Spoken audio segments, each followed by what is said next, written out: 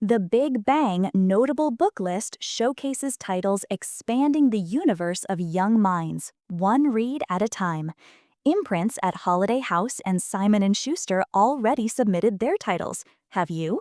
Submit your books for free for a chance to be featured. Learn more at the Storyteller's Shelf podcast.com/submissions.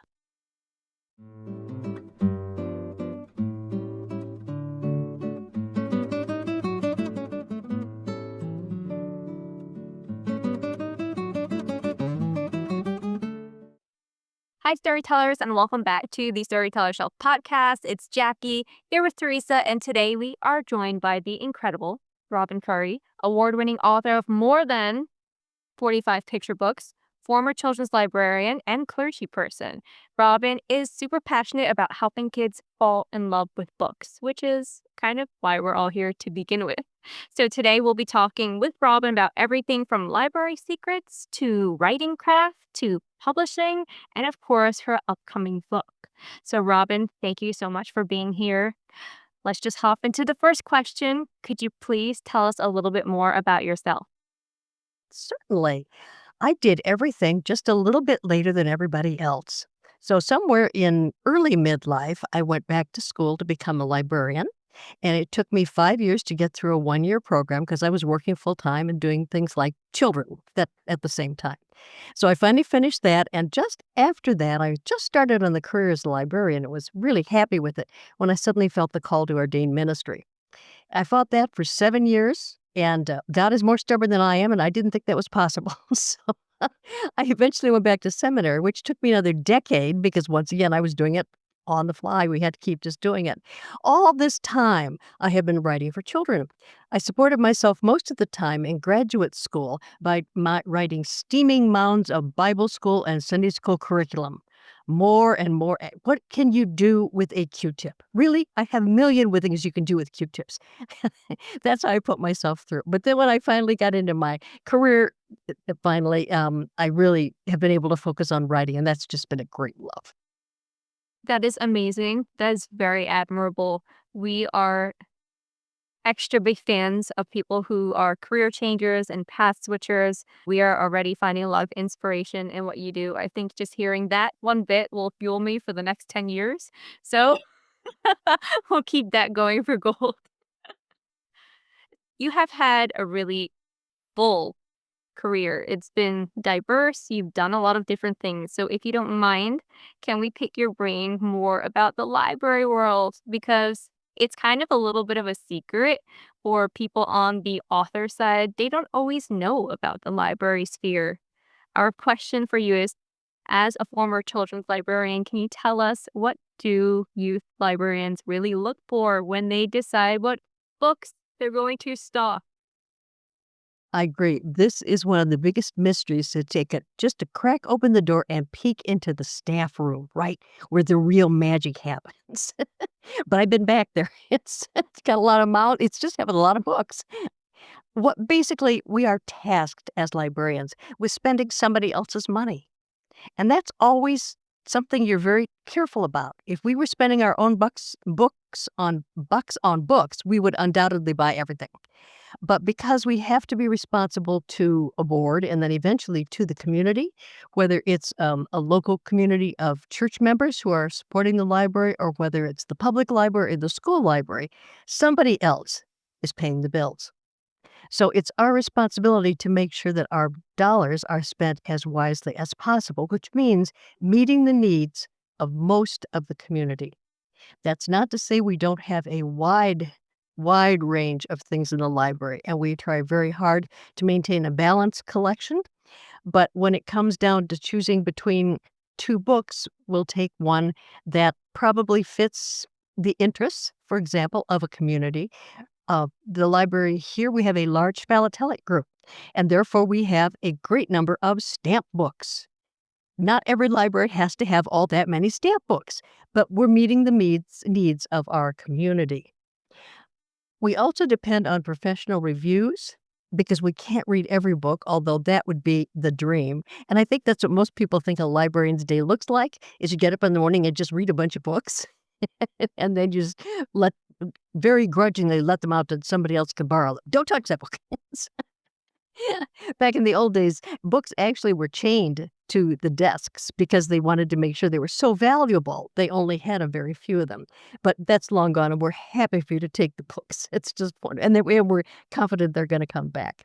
So we have to be very careful to look and read reviews very carefully. And this is one of the stumbling blocks that unfortunately authors, including myself, get into, is that without some reviews from what the librarians consider credible sources, it's really hard to get a book into the library. That is so valuable to hear.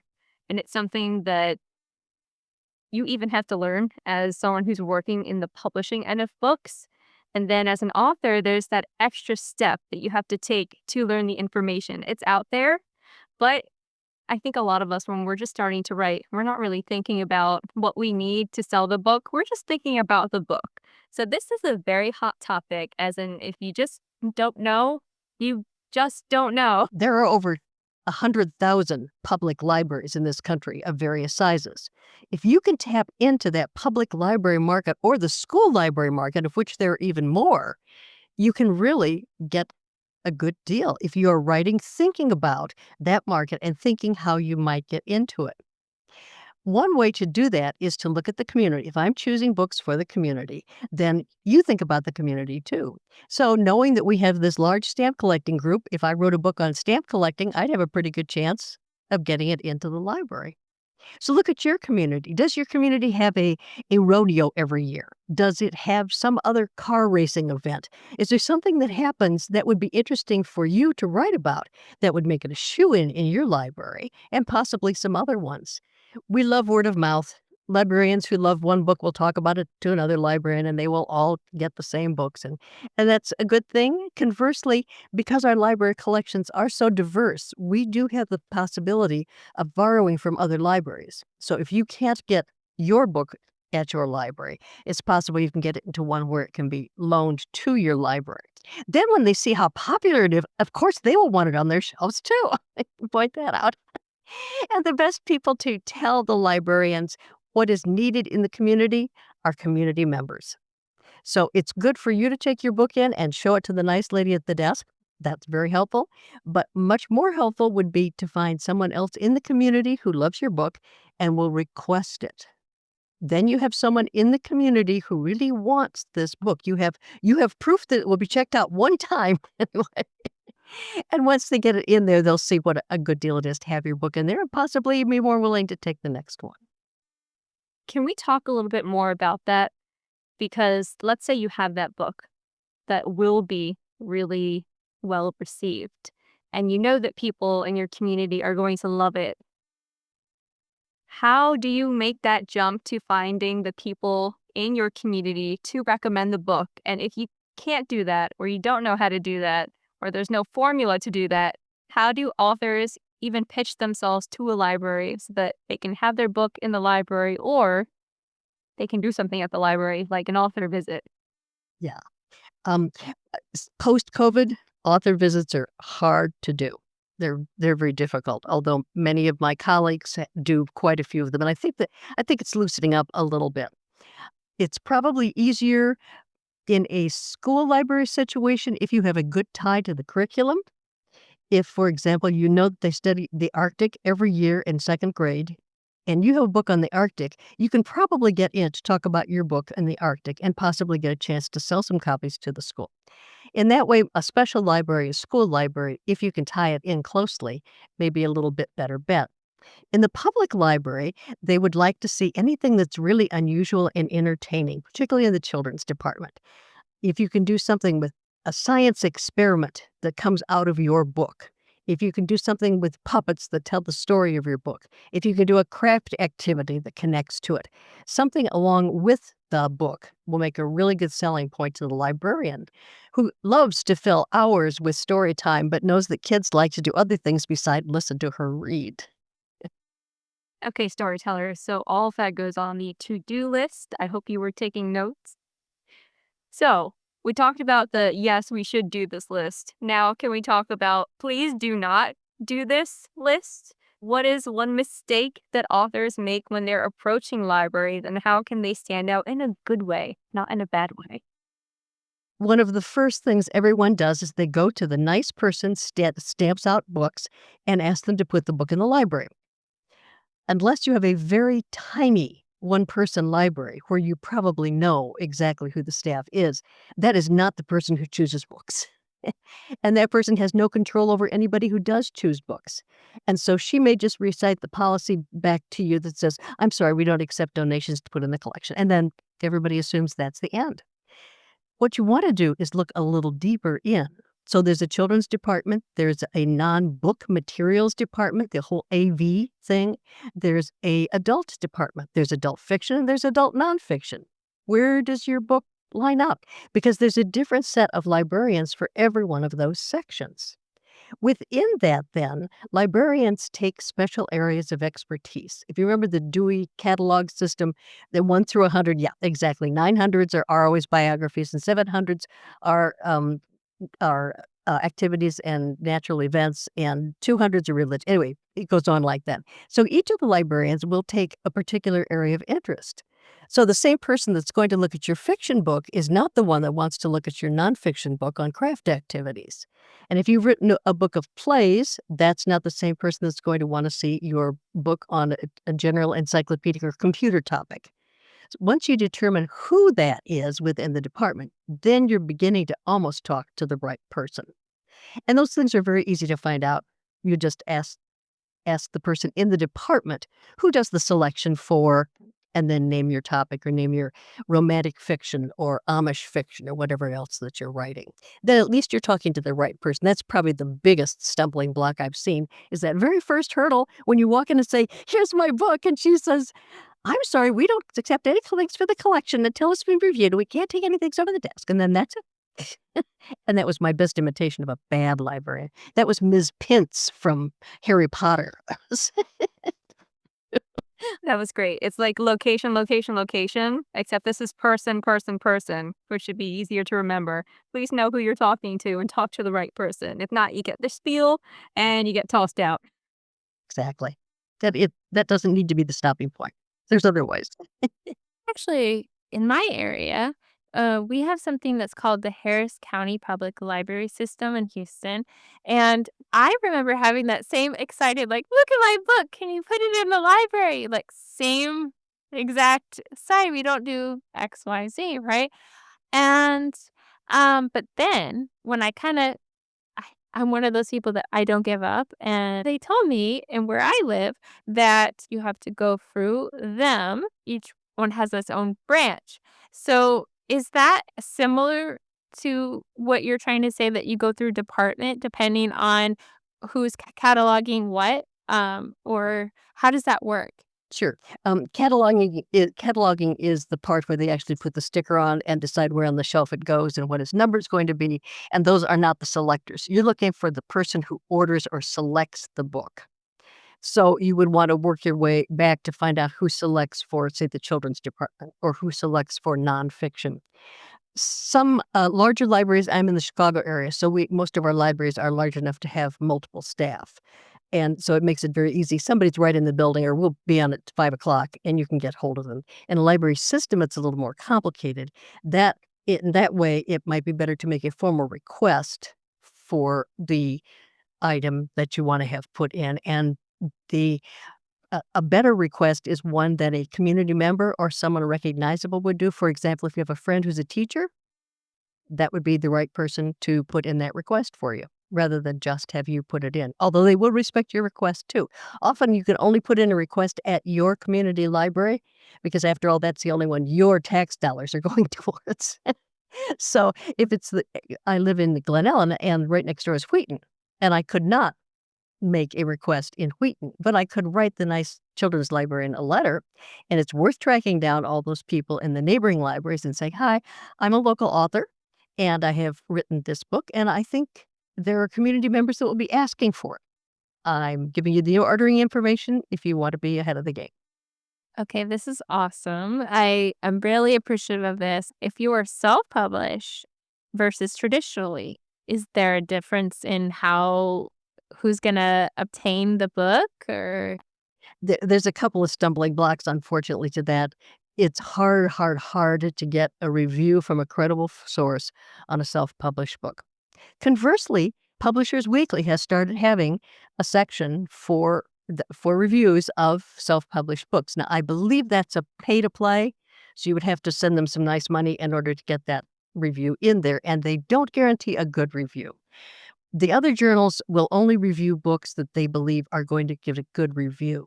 So they may not take it simply because they don't want to risk it, and they've got plenty of other books to look at.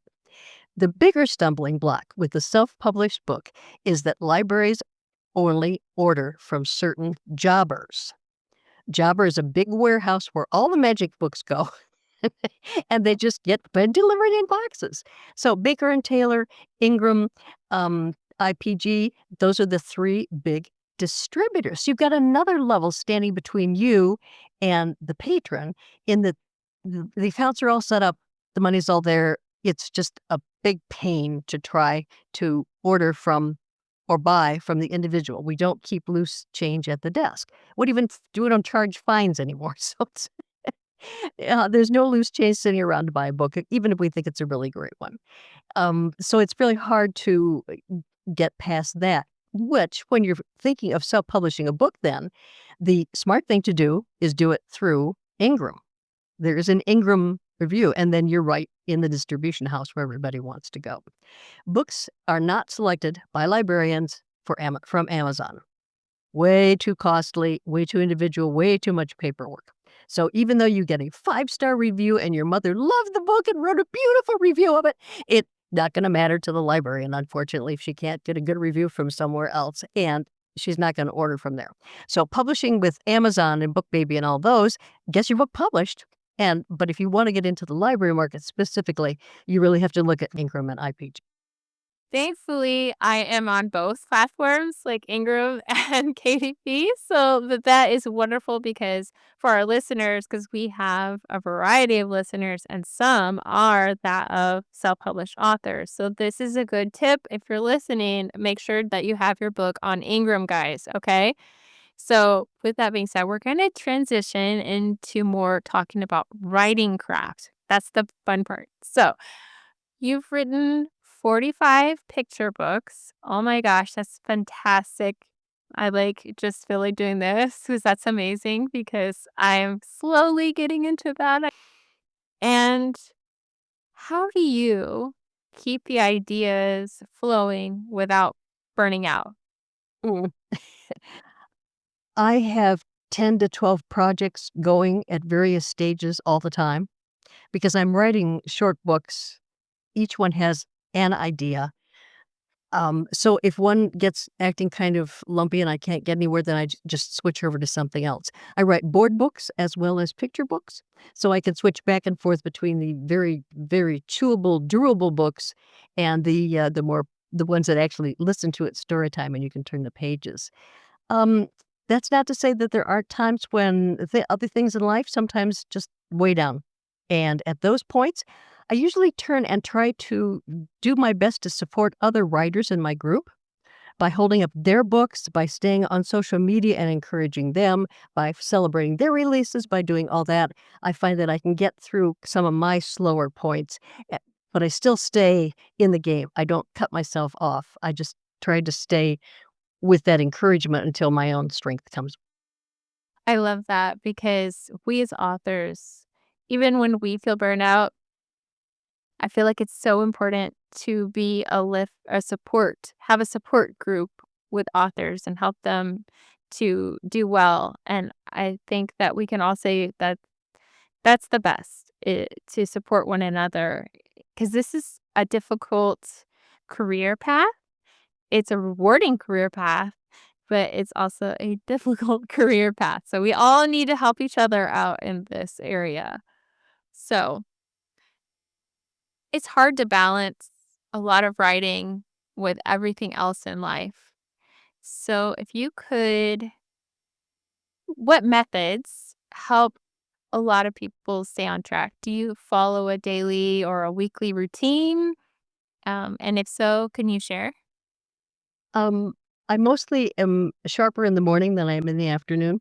So if I'm going to get good writing out, it's probably going to be first thing in the morning.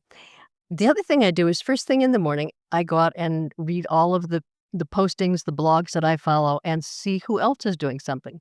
And I try for every single one of them to write a couple of encouraging words. That just sort of gets me in the mode of thinking writing is a positive, good, fun thing, and we should all just get out there and do it. And I'm down to 186 words, and I only need 185, and I can do this today.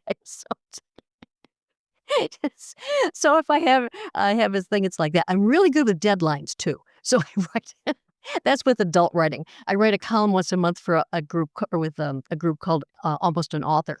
So every 24th of the month, I need to be producing something adult with like semicolons and stuff. So it's really so I'm really good with deadlines too. I like that you mentioned semicolons. So M dashes, none of those, right? No, it's no, no, no, no. That is so last year. Love that. Ah, this is great advice. And I like that you mentioned deadlines. Because I think I have I try to be a planner when I'm writing. Though when you're self-published, you kind of make your own deadline. I try to stick with a deadline. Like, oh, I'm gonna release here. But that's important whether you're self-published or traditionally published and having a deadline. Um, Now for aspiring authors, what's one practice you think that they can start today to develop their creativity? Stay curious. Be curious about everything. Why do leaves turn colors in the fall? And what would it be like if we lived on Mars? And what country had the first female leader? Are you curious about that? Do you wonder about that? Follow that trail because somebody else is going to want to know about it too. And luckily, it's our gift and our joy to be able to take some of those facts and stories and weave them with the best words we can find into something that will be a blessing to children who can learn and grow in whatever ways they want to. Not everybody's going to want the leaf book, but they'll want something that you produce. So stay curious, stay open and wondering about the rest of the world. Because if you stay curious, then you'll always be seeing ideas wherever they are. You'll hear a snatch on the news, or you'll catch a piece, or you just walk outside and go, huh, it's red. What happened? That's fantastic advice because authors, we look for inspiration everywhere.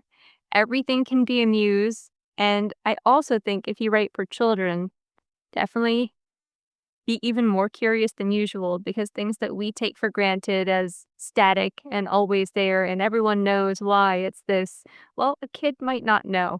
So you're writing for an audience that might have even more curiosity than you do. All right, let's talk publishing because publishing paths are endlessly discussed but not discussed enough all at the same time. It's like an oxymoron. There's so many ways to publish right now and there's so much information out there on how to and what it includes. But I think the best way to learn about one is to just talk to an author who has been through the process. So Robin, we would love to talk about your process. Could you tell us what pathway to publishing did you take, especially for that first book? How did it happen? What was the experience like? The first book was definitely a backdoor. I had been editing for a large Christian publishing house, and they had a project that didn't sell. They had the art, but they didn't like the text for it. So they had a bunch of art left over. So they got all these pictures. So they brought me the stack of pictures and said, could you write a book to go with these? I said, sure, why not?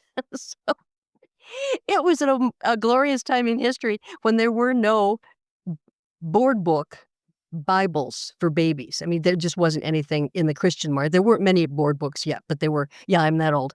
They they had they just didn't have any. So mine was first to market and it sold over 1 million copies. It's called the Baby Bible Storybook.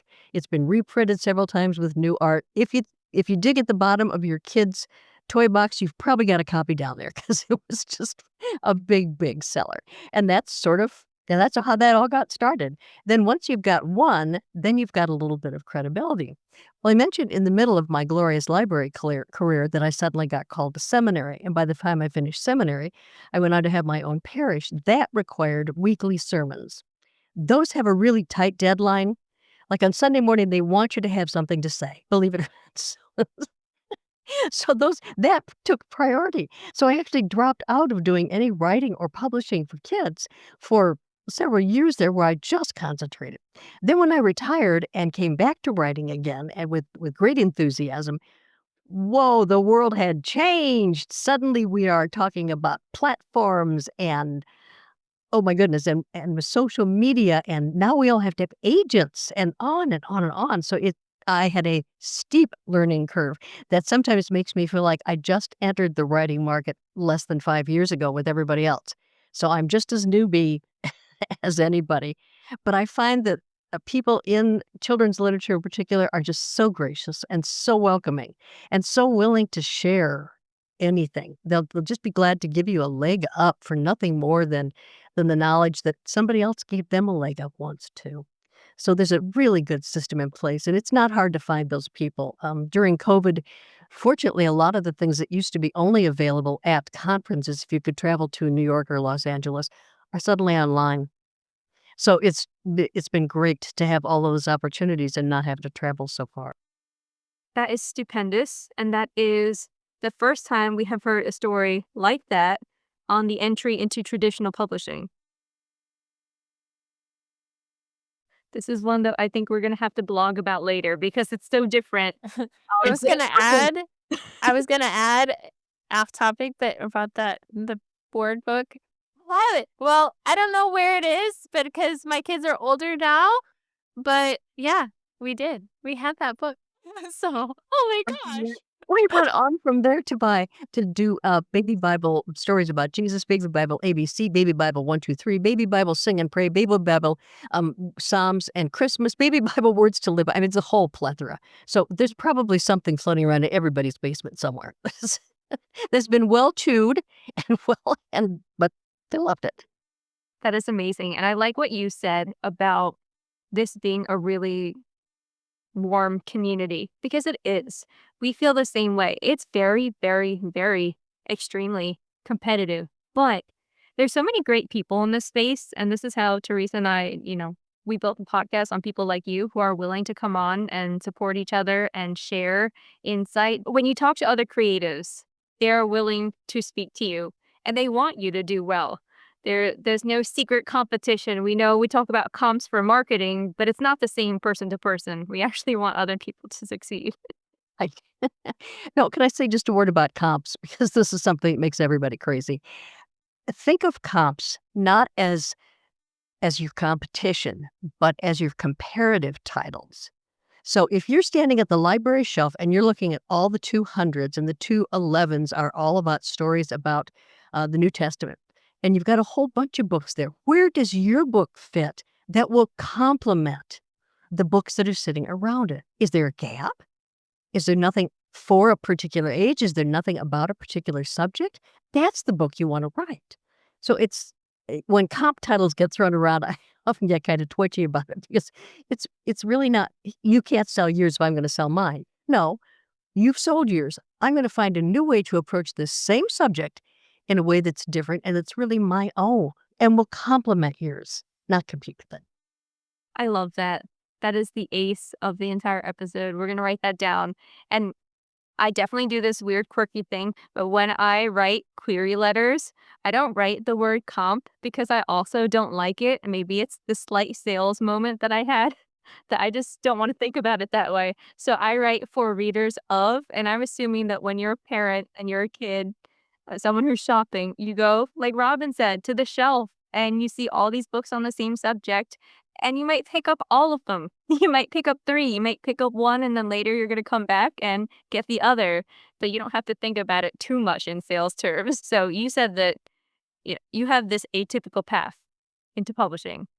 You came in through a different angle and then you were kind of thrown back in it once again into the wild, wild west. And you had to kind of relearn all the new stuff that was happening here. Yeah. Could you tell us a little bit more about how you got your agent because we are trying to push query advice to people.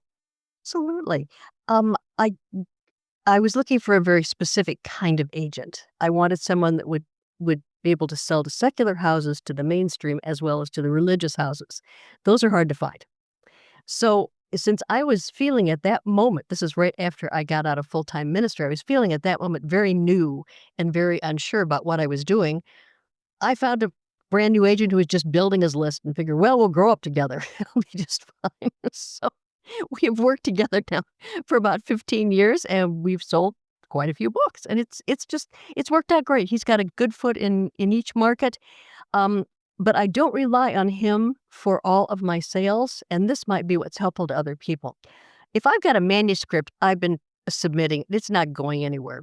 I will often enter it into a contest. If it doesn't do anything in a contest, then it probably is a Bowser and I should just let it go. However, twice recently, I have entered things into contests that got maybe second place or an honorable mention. And when I've said to an editor then, oh, by the way, this particular manuscript has already won this, suddenly, well, let me take another look at it. So I've sold 2 books recently as a result of contests. I don't do big, heavy ones, not gigantic. Actually, I don't even do Writer's Digest because the competition is just so fierce. But there's a lot of small groups that are giving out little awards from their conferences all the time. And if I can place second in the Western Christian Writers Association competition, then I'm going to mention that to the editor. So I think as well as having an agent who is brilliant about arranging things once I get the initial contact made, once I've got an editor that's interested, then it's all hits. You work out the details and you work out the percentages and you work out all that kind of stuff. And I trust him to do all that. But I think it's been more of a partnership probably than just I send my stuff to him and he sells it. I'm not sure it works like that, but that's my experience and it might be unique. We have not had anybody recommend go to contests yet. And I think I'm very grateful that you said it because we are constantly flooded with the social media posts and the emails about the contest. But I think I'm seeing personally new authors, people who want to have that debut book out within a year or two. They're thinking more about querying than they are contests. And then you fall into the pitfall, the trap, which is that I'm trying to query, how can I make this query attractive to this particular agent? But you're missing something. You're missing some ingredient, apparently, that could push you up to the level of being seen. And I think entering a contest, if you happen to win any place at all, honorable mention, that's fantastic to talk about. That gives you something extra to talk about that not everyone does. True. Now, most of us have critique groups, and I've got 3 or 4 that always look at everything before it goes, and I get it professionally critiqued and everything else. So I do a lot of work before we ever get to the contest point, which is why they've done pretty well in contests. But still, if there's something, it's just getting into a slush pile or something. Having that little bit of extra can make a real difference. So try it. That's wonderful. Okay, so I want to talk to Robin about her new book coming pretty soon, Just Enough Room for Christmas. What is it about? Tell us everything. She's holding up a copy. If you're not watching us on YouTube, you have to jump on to see this. What inspired you to write this story? This was the culmination of seminary and library school in one thing. I love taking the techniques that I learned in library school for, you always have 3 challenges for the hero. It has to have a satisfying ending. It has to do that, all these, and the rhyme and repetition ideas that we get, and the rhythm of telling a story that isn't always there when you just read the plain Bible texts. I love to take that and apply it to stories for kids from the Bible, to bring them alive to them, to give them some energy. So this is a very traditional tale. It's the tale where you have a small area and you cram more and more and more things into it until either explodes or falls over, depending if it's a car or a boat or whatever it is. The Mitten by Jan Bratt is one good example of that, where they all try to get into the mitten. Okay, so this is the same thing. And many of them end up with just everybody goes home and the one person is very glad to be there alone again. That often happens. In this particular one, at the very end, the animals discover that they have their big noisy blowout, then there's one more knock at the door. And it's a man and woman who want to come in for the night. And even though it's very crowded in the little barn already, they make room for one more family. And they all settle down quietly, and in the middle of the night, there's a new noise never heard in the barn before. A baby cries. And so the kings and the shepherds come later, but the animals were there first. And they found there was always room for a newborn king. I'm not gonna lie, I got a little teary-eyed because I got excited about it. It was just so sweet. I love this perspective. I've never read anything with the reverse animal perspective first. Good. I'm so glad. Well, it was the whole idea of taking this group category from the library world and applying it to a story that, frankly, has to be retold every year. And what we're finding, I think, within the religious community is it has to be retold in ways that are not too heavy-handed. They have to be very approachable by people, parents who are not necessarily engaged in a religious organization, but would like to read a story about animals. They'll be just fine. So it very gently gets them all into talking about Christmas. And the subtext is that if we allow all the noise and distractions of things around Christmas we set all those aside and can just be quiet for a minute, we'll find room in our hearts too for the newborn king. It's a really terrific read aloud. It actually grew out of, here's the backstory. Every Christmas Eve, of course, I get tagged to do the Christmas Children's Passion program, and I always tell a story. And this was one that I wrote a couple of years ago to tell to a congregation. And not only the children on the floor, but the parents were just kind of sitting on the edge of their seats. And I thought, I think I might write this down. This is really So it grew out of that. And it was another one that I set out, nothing happened. So I put it in a contest. It got an honorable mention in one and a second place in another. And with that little bit of leverage, it got picked up. So it's everything I could possibly preach about in one book. It's a culmination of this year. I was just gonna say that. It's the culmination of the genius and all the knowledge and all of the life all together in one book. Yes. So it's got rhythm and rhyme, it's got a repeating line, it's got all the storytelling techniques, and it's got then the addition of, plus you can make tons of animal noises. It's great. It's really, you'll just love it. Is this gonna add something when you mention animal noises? Is this gonna be part of an audiobook as well? Oh, I wish. I don't know that, but here are the animals making animal noises. And we don't have any power in saying it can and cannot, but we're saying it has to. So somebody please. Yes. So if the publishers are listening, you need an audiobook because this would actually be really great. People travel, right, during Christmas. And, my family, we love listening to audiobooks and things like that on the car ride for when we travel. And I'm one of those people that during the holidays, it has to be themed. And why not have the story of the true story of Christmas as an audiobook on the way to grandma's house or etc. I will suggest it to the publishers. But I get to play the cow, okay?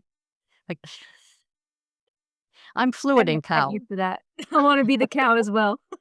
Okay. Oh, no. Auditions. Makeup. Well, I have obviously a lot of questions, but I really want to get to this one. You already spoke a little bit about this new book of yours and how it's really important in the faith space to make the stories accessible. So you have to reinvent them, you said, every year. It's the same stories being told, but how do we tell them to the kids now? Can we get a little more of your thoughts on how to do that sustainably each year for authors? Yes. Read books not just from Christmas. Christmas books often get so attached to the basic lines of the story that we forget how the setting and how the people that were there and how the noise and the context affected those things that were happening. We have 15 lines from Luke and another 11 from Matthew, and that's it. But that's a period of Jesus' life that we're fascinated with. And because our culture is so big on Christmas, it's really become a central thing. And it's a very easy entry point for parents who have not been in church lately to read a book like this and then think, well, maybe we should go to the midnight service, or maybe we should go to see the children's pageant. It'll be fine. So I have, I have another book right now about why the camels were late for Christmas, because every time they get so far, the kings forget their crown. Well, I forgot my telescope. Well, I forgot my map. They have to keep going back, and then starting all over again. And they're late for Christmas because they just can't get over the desert. So finally, at the very end, the camels refuse to move anymore. They just sit down. Oh, yes, the camels sit down, and finally the king says, "We forgot camel snacks." Back they race to the palace. So So it's taking those individual pieces and making them something that's fun and interesting, because there's no saying that it didn't happen that way. It is labeled as Christian fiction because even though it's grounded in a text that we consider to be true, we consider it as storytelling as Jesus told stories. There is nothing new and unusual about that. Jesus talked about, this week's preach that I prexed on was hide your lamp under a bushel, because a lamp was in every house and nobody would be stupid enough to put it under a bushel. Everybody understood that. So you take those things that are within people's context and interest and understanding, and then you apply them to the Word of God and the stories that Jesus told. Was that helpful? It was so helpful. Do your books have back matter in them about the Bible or any sort of lesson guide or something that could be downloadable that can be used in homes or in Sunday schools? This particular one doesn't. I think because we just ran out of pages. I spent way too many pages mooing, and I just couldn't crack anything else in there. So I think it includes a citation to where you can read it in the actual Bible. I do have a book coming out next year that's almost a nonfiction book, and it will have a great deal of back matter in it about that. Last question, Robin. And first off, thank you. This has been so insightful, so inspiring, and I think all of our listeners are going to take away a lot of knowledge from everything that you shared. We really appreciate your wisdom today. Before we let you go, if you could share one phrase or piece of advice with aspiring authors, what should they always remember? Always wonder. It goes along with my curiosity that I mentioned before. Always wonder. Wonder what could be. Wonder what children would like to hear. Wonder how children are feeling about things that are happening. Wondering about what could make them smile or laugh. Wonder about what a baby's thinking when they're rolling over and grabbing their feet. Just wonder. The world is full of amazing, spectacular things, most of them visible from right where we are. If you get a chance to travel, you will see how much bigger the world is than the little bit of backyard we have, and how fortunate we are to be at these backyards. But there's still lots and lots of things to explore and be part of. So just keep wondering. There you have it, storytellers. Always keep wondering. And with that, we thank Robin for coming on today, and make sure to join us next time. If you enjoyed this episode, give us a like, subscribe to our channel, and share this with a friend because we know that other people out there could use this too. And one last thing, if you like freebies, definitely join us in our email newsletter. Pop your email in, it's for free. We don't spam you, but we occasionally send things like career opportunities, awards and contests, and handy dandy things like pitch guides and query guides that you might find very useful. So otherwise, we will let you go today, and we'll see you again next time.